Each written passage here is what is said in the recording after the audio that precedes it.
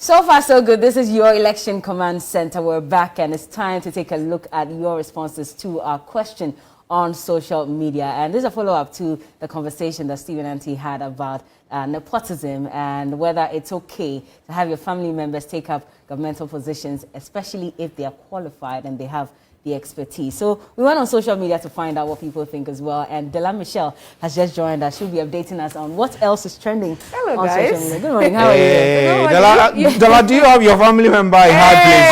Are you blessed? Are you blessed? Listen, it's not a joke, but it is well. I like the fact that Stephen said his family there is like Coco family.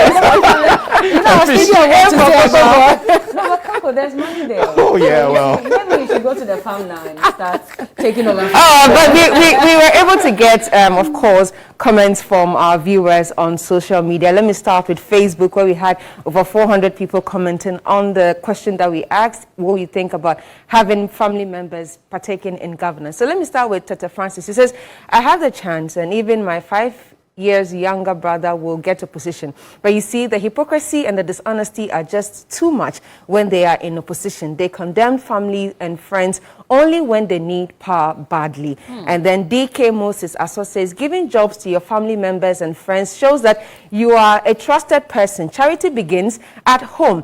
What makes me a good person when my family and friends are not employed? Meanwhile, I give employment to other people. And then Eben Yao says, nepotism is just awfully wrong today, as it was yesterday. Nepotism is purely evil. Governance is not a personal nor family business. If a man condemned this in the previous administration while he was in opposition, only to turn around and do worse, he has more. I'm still looking for adjectives that would best describe such a man. So these are some of the comments coming from Facebook. But we didn't just go to Facebook. We also had our polls up on Twitter, and we had 57.2% saying, yes, I am. That is the question we asked was, are you concerned if government officials have family and friends participate in governance? 57.2% says they are, and then 42.8% says they are not. So that's the result of our polls on Twitter and some of the comments on Facebook. But also,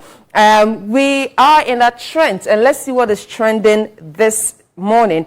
Earlier, we had the flag bearer of the NDC, John Mahama, trending, but he's out of the trend. But Rebecca Akufo-Addo is still trending, and she, of course, we've been talking about some of the works that she has been doing. So the hashtag that they're using is Rebecca delivers results. Trust Rebecca. Let's focus on the enormous achievements of Ghana's First Lady. And this was something that she just did.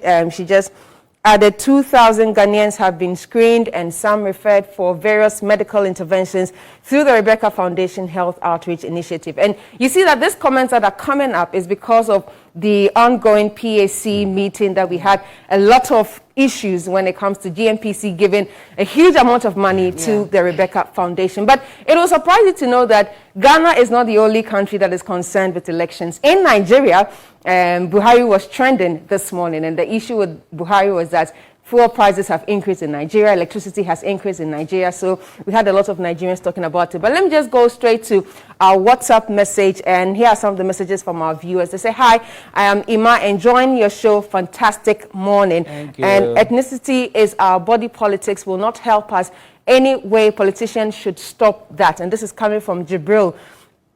Good morning, Stephen and Bella. Talking of ethnocentrism in our politics, what do we make of the statement by Esla Owusu that sought to say Ghana is now in the hands of true Ghanaians? And this is coming from Sam in Kumasi. Something must be done about these nepotism. Unfortunately, we didn't get the name of the sender because we always complain about racism in other countries, but we forget to do homework well. And then, of course, the viewer didn't add the name. Good morning, please. I am a PPP member. I think Madam Bridget Jobonu to be our favorite presidential candidate is good news. I am Vincent Ade. And hello, Bella. I'm Walter from, is it? Bubiashi, I think. Bubiashi. Wow, it looks like Baudeshi. And he says the show is super educative. So those are some of the comments that we have from our WhatsApp group. Okay, let's go back to Nigeria. Let's go back to Nigeria. Nigeria was trending. What for? Oh, Buhari. President Buhari is trending. So just this morning, what happened was that fuel prices went up in Nigeria. Not just fuel prices, food items have also increased and electricity have increased. Now, you know that Nigeria already has a challenge when it comes to electricity. Blackout has been with them for a very long time. So they're expecting something good from Nigeria. And as you can see on your screen, Buhari was then trending at number 7 with about 74K tweets already. So some of the tweets that are coming in from people in Nigeria concerning the increase in fuel prices, the increase in electricity, and of course the increase in food items. They were hoping that Buhari would come and solve the situation. Of course, they had so many promises prior to him becoming the president of Nigeria, but it's not going as they expect. I see. I really just want to see a few of the comments from the people on Twitter. Okay. Let's see what they had to say before casting their votes. Let's hope it looks okay. All right, so let me just read from Blessed Ben. He says, if it's your private business, that's fine because everyone does. But when it comes to corporate or state governance, where people trusted you with the mandates, you need not to break that trust. As such deals breed corruption. How do you question a close friend or family in a shady deal?